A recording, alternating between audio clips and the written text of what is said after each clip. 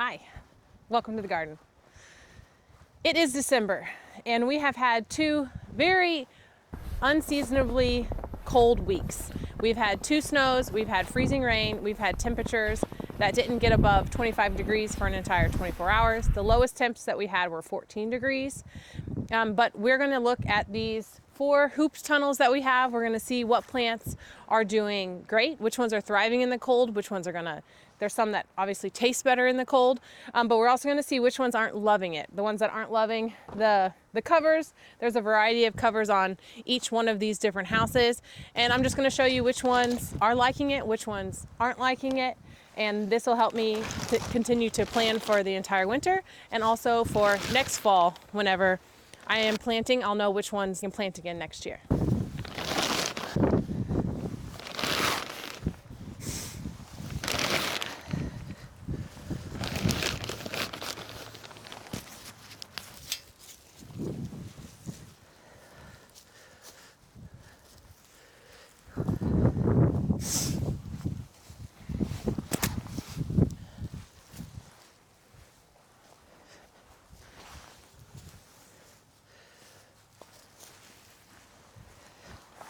I am already pleasantly surprised with what I see under here. I do see a little bit of frost damage or winter damage, but I don't think anything that's gonna hurt the plant. But I'm gonna give you a close-up look of this tunnel.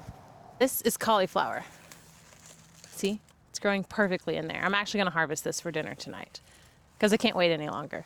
The plant itself is a little bit more droopy than it was a few days ago, but that's okay. We also have some more cauliflower in there. You can kind of see them all along there.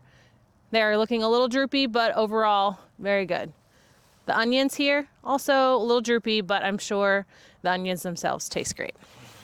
Let's go up this way. Okay, growing on this side, we have, this is bok choy, and then we also have a kohlrabi that's down there. And then we have some cabbages. These are a Savoy type cabbage. You can see there's another little guy over here. And I don't think I put them in early enough to make a big head. They are supposed to be pretty big. So I'm gonna leave them and hope they still continue to grow. You can see that this one over here, is about the size of my hand. So it is a nice firm cabbage. I think it's really fun because it has these wrinkly leaves. So we're gonna let those continue to grow. We will harvest the cauliflower for us, and the rest of it I will take out for the chickens. Isn't this fun? I just love it. It's not huge, but it's so fun. I love it.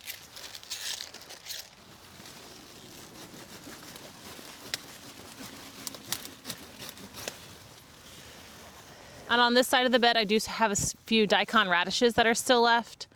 They seem to have done just fine. They have a little bit of leaf damage from the cold weather, but the actual part that we're gonna eat is doing well. We're gonna keep walking, and I'm gonna show you another one that has my Napa cabbage and kale inside of it. So this is lettuce. It doesn't look great, but it'll still make a salad. And then of course we have the kale. This will probably grow all winter long and look wonderful. We also have our purple Napa cabbage.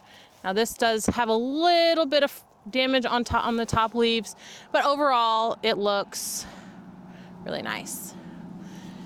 And this is a tetsoi, and it's beautiful. I harvest just the outer leaves.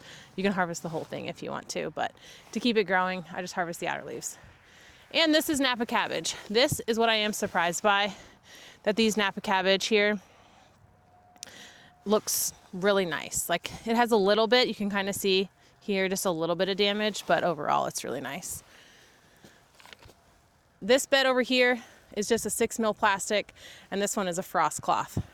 And I actually prefer frost cloth because here in Missouri, like this week we have 50-degree days and they breathe a lot better. The plastic ones I'm actually gonna have to open up like this on those days because it will get too hot in there. Well, with this frost cloth, it just warms it up enough, but not overly warm, and also keeps them nice and toasty the winter time. On like days like February, when it is like blistering cold for 2 weeks on end, I'm assuming that the greenhouse fabric that is on this one is going to do a lot better than the frost cloth. But again, when it's that cold for that long of a period of time, last year, not much made it through that. We had 12 inches of snow and the temperatures were absolutely like frigid. They didn't come above freezing for about a week. And when I came back out, the tatsoi didn't love it. Some of the lettuce, the oak leaf lettuce was there, and any of the root crops that were still in the ground, they were okay, but they got a little soft in that much of a frozen ground. So we're just gonna keep these going and see what else we can find. There are a few carrots over here. Like I said in past videos, my carrots didn't do very well this year, so they didn't germinate in the drought that we were having in the fall. But we do have one little carrot I can show you, and it is doing wonderful. So I know that if I had a whole row of carrots, there might be another one. Oh, there's a second one over here. So I know that if I had a whole row of carrots, they would be doing wonderful, but that's okay.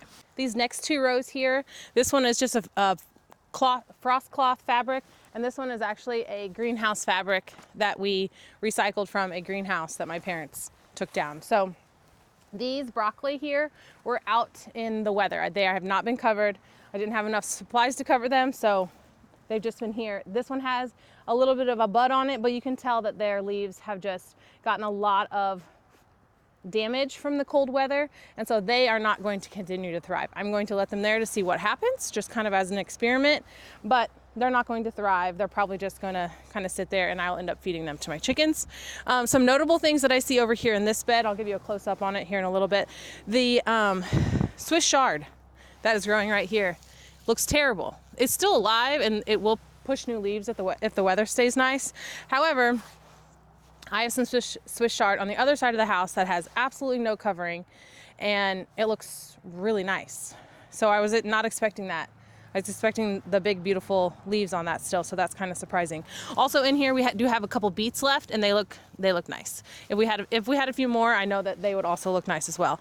The other thing that does not look so great anymore is the mustard greens. I thought those were more cold hardy than they are, but they really got some frost damage on them. They are still alive. I can take those leaves off, feed them to the chickens, and the little plants will continue to grow. So that's just kind of we clean them up in the wintertime to keep them looking nice. If you have any good recipes for mustard greens, please send them my way. I've made it 4 different ways. The first 2 ways were absolutely disgusting. I didn't like any of them, and we didn't eat them for dinner. The other way is when I blanched it. That was edible, still not all that enjoyable. So if you have a mustard green recipe that isn't extremely bitter and you think it's really nice, let me know. Put it in the comments, because I do like this vegetable. It's purple and it's really pretty, and so I like to grow it. But if I can't eat it and it's just there for looks, I probably won't grow it again next year. The other plants that I have in here, we have a red cabbage.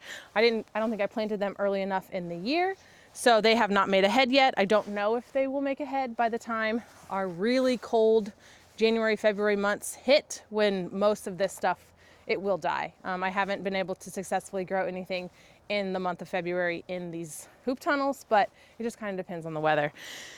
But the red cabbage that we have here, it looks good.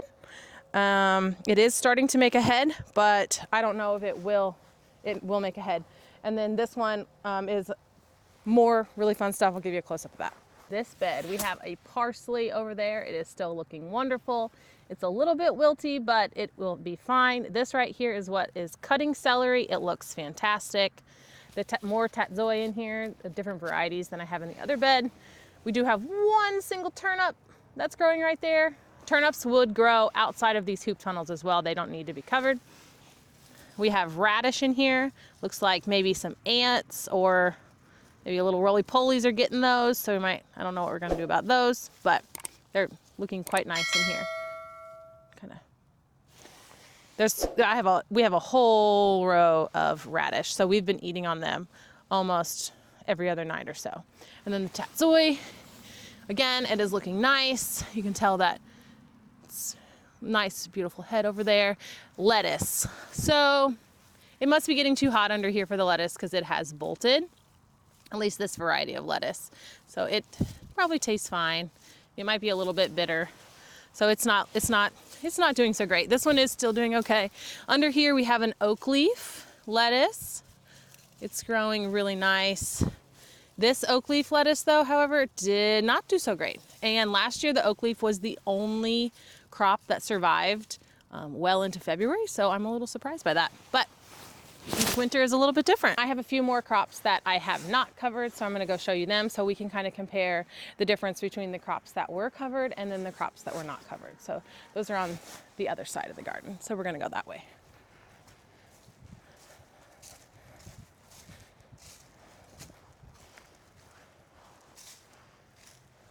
Over here I have the 4 hoop tunnels that are looking really nice. I'm really excited.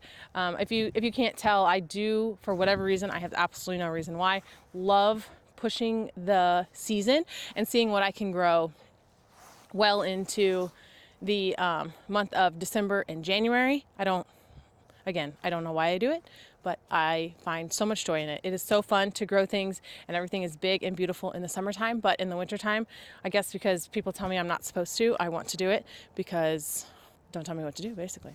Okay, so I'm gonna show you this bed. This bed here, that's mullein. We're gonna leave it there. This is all cauliflower. See, hasn't headed up. It doesn't look great. I did mulch it with the mulberry tree leaves behind me, but it's not doing great. This is a purple sprouting broccoli. It's still just kind of without any protection at all between the wind and the freezing weather and the freezing temperatures. I don't think it's gonna survive. So you can kind of see how it has a lot more damage on it than the ones that are covered. And then this right here is kohlrabi. This little guy, it hasn't really grown much. It's just there. Its leaves have definitely been frozen. They're discolored and everything like that. So, and then this one we have parsley. Not looking great. It's definitely very wilted and probably will not be eating anything off of that. Since this is bolted, I am gonna go ahead and cut all of it. We just wanna eat that part. And it should still taste good. Nice, some nice lettuce. And when I cut that away, since that one bolted, there is still another head in here. So that will take over in that spot because I do have multiple heads of lettuce that are sown here. This will go to the chickens and that one will still be nice and lovely. Thank you so much for watching. I'm gonna go ahead and get these beds all covered back up and head inside and make something warm and cozy because it feels like snow out here and I think that it's supposed to snow later. Again, we'll see what happens. See you next time.